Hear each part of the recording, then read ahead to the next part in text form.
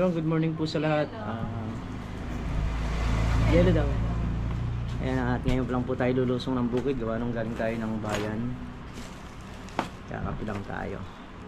Tapos, let's go na tayo sa bukid. Gawa nung matrabaho kung ano yung dapat trabahuhin. Lulusong na tayo. At kanina, pinadala ko na rin sa kanila yung pambiling ulam. Kung ano man yung ulamin sa bukid. Dahil pumunta tayo ng bayan, meron lang tayong asikaso.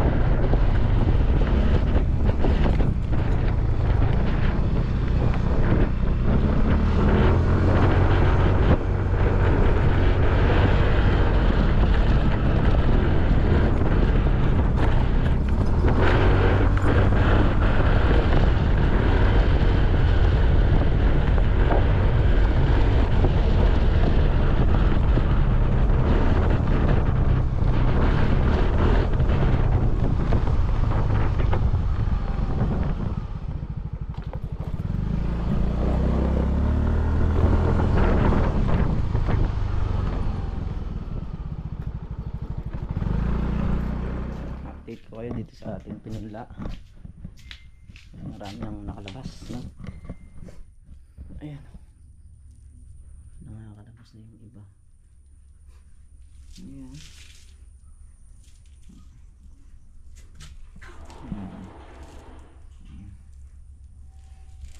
Nakalusot na.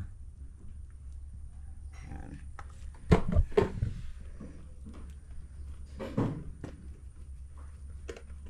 Mamaya didilikin natin.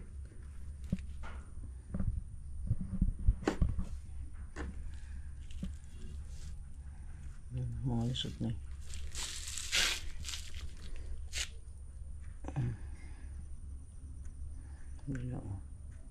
Ayan na. Mga ano pa to, 2 araw halos tabas na lahat yan. At yung iba niyan ay matataas na. Yan yung itatanim natin din sa mga hindi tumubo na isisingit natin yan. Tanggalin natin yung poso rito para maibalik natin doon at makapagkarga tayo ng tubig sa drum.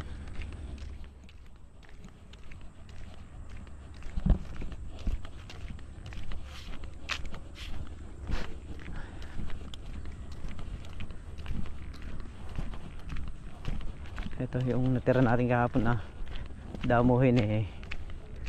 Gagaras katiyarin ko na lang ngayon.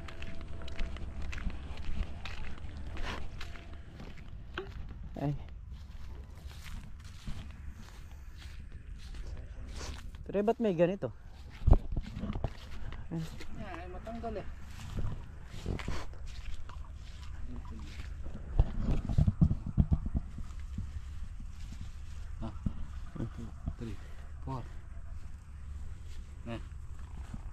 Nainipas kayo. Ikaw ang naiinip. Hindi na nakita ko kahapon to ha. Naganda ka ako bunga. Hindi nakita ko sunod-sunod eh. Yung bungang puno mo, kailan mo bibirahin? Ba? Sabi pag natin namin eh, kung lulusong siya doon. Ay! Pinigtas mo. Inaayos ko eh, bakit natanggal?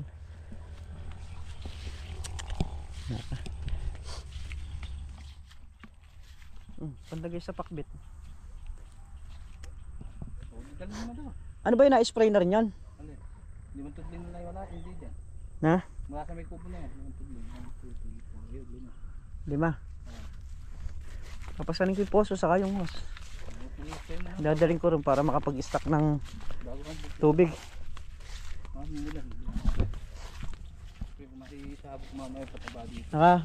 Magkukuha na rin tayo dun. Papataba nung mga ampalayero sa kabila. Hindi pa. Kapag isang linggo yun. Nung araw na ba yun? Na, adjust yun. Adjust. O ano na ngayon? 20 tayo magpataba doon. 10 days. O yun. O kaya nga. O di malapit na rin. Ayan, kaya ikakasa natin yung ano ron, makina. Ay, mas maginhawa kasing kumuha ng tubig pagka may poso. Matagal pagka ano eh, pagka walang poso yung ano ron. Ay, kaya magse-set up na tayo para naka-prepare na lahat. Letong muna tayo rito mga trops. So ito ano na rin to, halos damuhin na rin. Nagit na isang dangkal yung damo niya.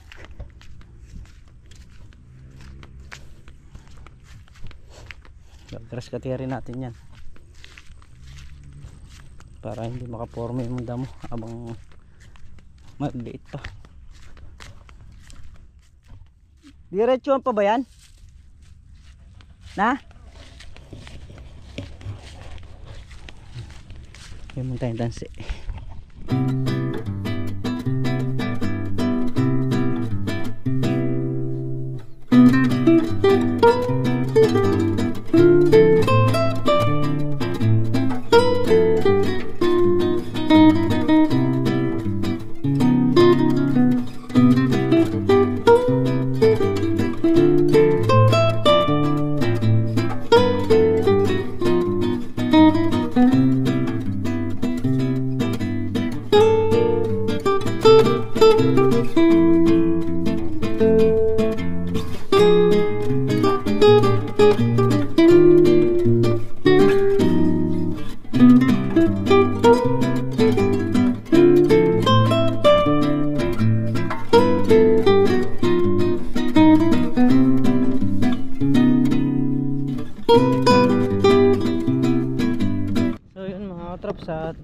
Tapos na rin yung nilalagyan ng tansing glue dito sa may baba. Sa kabila may apat pa na nagayon matataas. Parang Carlo kasi nakasukat yun eh. Pero di ako nagtatali nun ha. Dulot-dulo lang yung binago ko dyan. Siya yung maglalagay ng tali nun. Kasi mataas, nakaka-alay sa ano, sa batok. Pagka nakatinga tingkayad ka. Kaya sila abot nila yun. Kaya uwi na. Kaya sila yung maglalagay nun. Bali pinapatay natin yung damo na nasa dayos nung palaya. Nagambol natin para bunat yung gaya nyan. So hindi naman mismo yung ampalaya yung ating tinitira, yung nasa pagitan nya.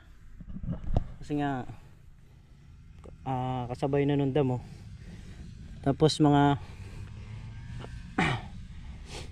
ang araw lang yan didiligan na natin ng pataba. Yan, dilig yung mangyayari dyan mga drops. Yan, yung mga damo nyo nasa gilid, pag nakalkal yan matay na.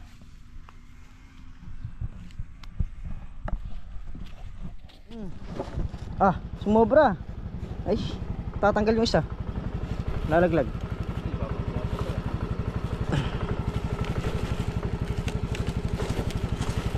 Ay, sige pa, sungo pa rito. So yan mga katrap, sa atid muna namin yung pitas na sitaw din sa balag ng ampalaya to sa kabila. Bali na kailan ngayon pre? 2 ha?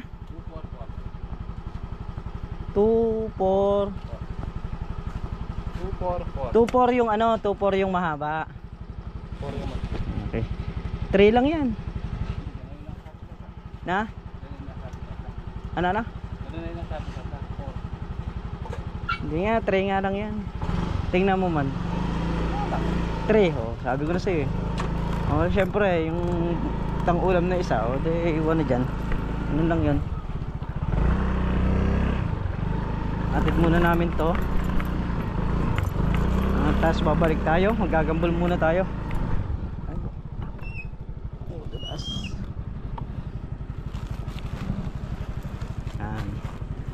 Let's go. Kaya muna tayo mga traps.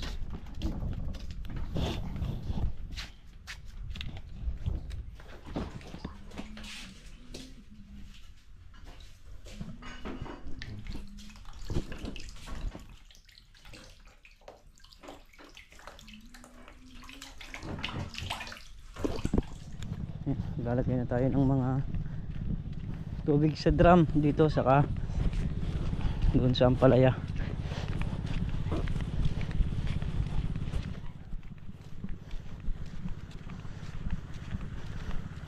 Gawa nung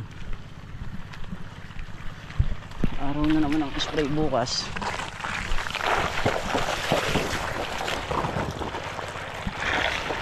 Kaya kailangan na natin lagyan to.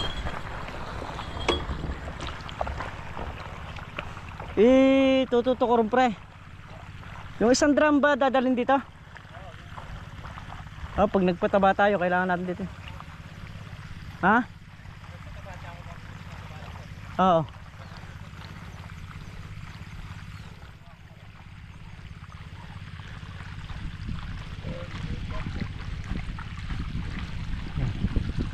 Install na rin, nagtatansi pa rin. So kanina nangyari lang sabitan yung patayo. Ngayon naman tinatali naman sa ilalim. Magtatali din tayo maya maya. Nagpupuno lang tayo ng mga drum. So yan, puno na yung drum. Doon naman natin ihaharap. Pre, harap ko na ron.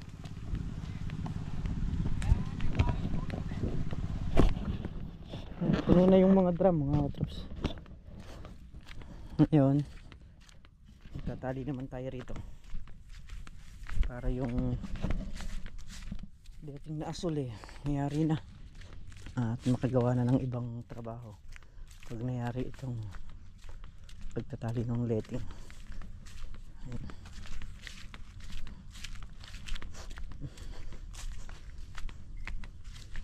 Ito, meron pa pala rito. Saan ka nag-umpisa? Sa gilid? Na? Sa 2, 3, 4, 5, 6. Na?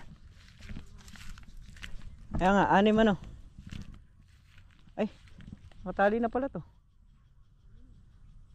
Diyan. Dito na ako. Dito na tayo. Tapos na rito. Yun lang ano, 4 na dayos ba yan? Yung mataas. Parang kardo na bahalang magsabit nun.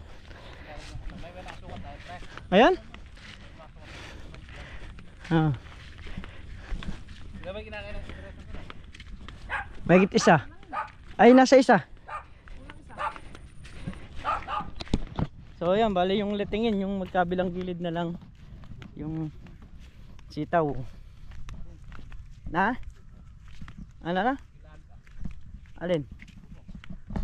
Bubungere, Yolanda. Ah, Yolanda. Long span ano? Long span natin. Hindi, babali natin yan. Gitna. Gitna. Dito. Oh. Babali natin dito. Dito din babali natin. Yung dalawang bali tayo. Dito pa diretso na natin. Hindi, pag sumirat na rito yan, babali na ng pag ganun yan. Pag dito na. Oo. Babali mo na dito sa una. Pagka kumana rito, babali ka na rito, dun mo palang padiretsohin. Hanggang dito ay bali yan. Sa 3, pang-4, diretso na. Yan. Yan. Tapos nang damuhan yung mga talong. Yung letting naman dun sa balag doon, yun na lang magkabilang gilid ang wala. Yung sa sitaw, yung dinding parang ganito, yung dingding na lang. Pero lahat ng ampalaya doon, maganda na yung tubo, lusot na, 2 dahon na. At yung ampalaya natin dito naman sa dulo, gumanda na rin. Medyo lumabong na rin yung kanyang mga talbusan at marami na rin yung nakalusot niyang bunga. Medyo ano pa lang, maliliit pa lang. Siguro ito mga 10 days, mga ganon. Baka meron nang makukuha na bungang puno. So sa ngayon talagang ano pa lang siya, maliliit pa yung bunga niya. Marami siyang bunga, maliliit pa lang. Pero pag akyat sa itaas niyan, at nakuhang lumabong, doon palang maglalaglag ng bunga talaga. Medyo nasaktan din yan gawa nung sa pag-uulan. Syempre malaking pasalamat na rin natin dahil hindi siya namatay nung panahon na nag-uulan dito. Medyo nabandal siya, dinamdam din ng halaman, kaya medyo matagal siyang umalis. Pero ngayon nakalista na siya, kahit na dumadaan yung tubig sa kanya, bali wala na yan. Hindi kagaya ng maliliit pa lang. Yun yung nandun sa kabila, akala ko hindi lulusot dahil pagkatanim namin nun nabira ng ng ulan. So, buti na lang hindi siya naihipit at mga 3 to 4 days lumusot siya. Saka yung pinunla natin mga katrops okay na, at ilalagay na lang natin yon dun sa mga meron kasing mga hindi rin lumusot pero konti lang. Siguro nasa mga 90% yung lumusot nung tanim natin doon. Ganon. Kaya yung 5 tray na pinunla natin, baka hindi rin natin maubos doon, pero pipilitin natin maubos. Sasaksak na natin doon yon para lang hindi masayang, kasi sayang naman kung pagkat tanim doon pagkatanim tapos may matira hindi na itatanim, so sayang. Kaya pipilitin natin ubusin doon yung 5 tray na yon. Although kung 2 tray man yung mapanghulit, yung 3 tray sasaksak pa rin natin doon. Ayan, so ayan mga katraps, at dito na nga tayo sa bahay. So ayan, sa mga viewers po natin na gustong umorder ng mga paninda na mga ternos, ayan, meron pong pambata, may pang dalaga, may pang matanda, at meron din po dito, ayan, yung mga damit, mga pang matanda, ayan, pa sexy. Ayan, so lahat po ng gustong umorder, PM lang po kayo sa Miguelito Katrops, at si Mrs. na po ang sasagot sa inyo. At meron din po tayong mga dito, yung sa cover set ng kutsyon, no? Ay, cover set. Ayun, set na na bedsheet, yon. Bali, meron na pong 2 pundang unan yan. Meron ng pang cover, tapos meron pang isang pinakakumot niya. Ayan, bali 4 na piraso po yung laman nun. Ayan, ito puro mga din, mga damit po yan. Ayan, tapos yun naman pong sa mga surplus Japan, ayan, meron din po tayo dito. Ayan, medyo dilim lang po. Ayan, puro surplus Japan po yan mga katrops. Ayan, dyan. Ayan, at yan po ay murang mura lang. Ayan, at mag PM lang po kayo sa Miguelito Katrops. Saka po yung mga bigas, ayan, kung malapit lang din po kayo, gusto nyo umorder, ito naman po yung pinagkukunan namin. Namimili sila ng palay, tapos kinukuno nila mismo, sila mismo yung nagkukuno. Kaya tayo, nakarekta naman tayo sa kanila dun sa bayar nga. Kaya yun, nakakapaglabas sila ng magagandang uri ng bigas, saka hindi naman ganun kamahal. Ayan, mga bagong ani pa. So meron yang dun meron yang isang piraso na bibilin din sana namin. So sila mismo nagsasabi na wag nang bilhin yon dahil hindi maganda. Sila mismo nila, syempre ayaw din nilang mapahiya sa customer, kaya ganun sinasabi nila yun. Pag kumuha naman kami, minsan 10 bags, 15 bags, mga ganun, 20 bags, yung isang kuhanan lang, ganun yung kuha namin. At ayun nga, bago natin isara yung video ito, syempre magsha-shoutout muna tayo. Ayan, at shoutout po kay EG, ayan, Pineda Sidecar sa Lubao, Pampanga. Ayan, shoutout po sa inyo. Kay Richard Alimurong, ayan, shoutout po. Kay Mami, ayan, shoutout po. Kay Sir Oda Cortez, shoutout po sa inyo. Ingat po lagi sa pagdadrive. Ayan, kay Sir Romel Panggolmilyo, ayan, shoutout po. Kay Sir Jobong, kay Cherry LB 808, ayan, shoutout po. Kay Sir ano to? Mga Katulegs, ayan, shoutout po sa inyo. Kay Darlene Maeda, shoutout po. Kay Sir Relucio, ayan, Wagas Relucio, shoutout po sa inyo. At kay Ma'am Marites Sabado, ayan, so kay Tita Leia, ayan, shoutout po sa inyo. At kay Tita Gemma, ayan, kay yan, at muli po ayan, kay ano pala, kay Nana, ayan, shoutout po sa inyo. So muli mga katrops, kita-kit tayo sa susunod na upload at mag-iingat po kayo palagi. Ayan, bye bye po sa lahat.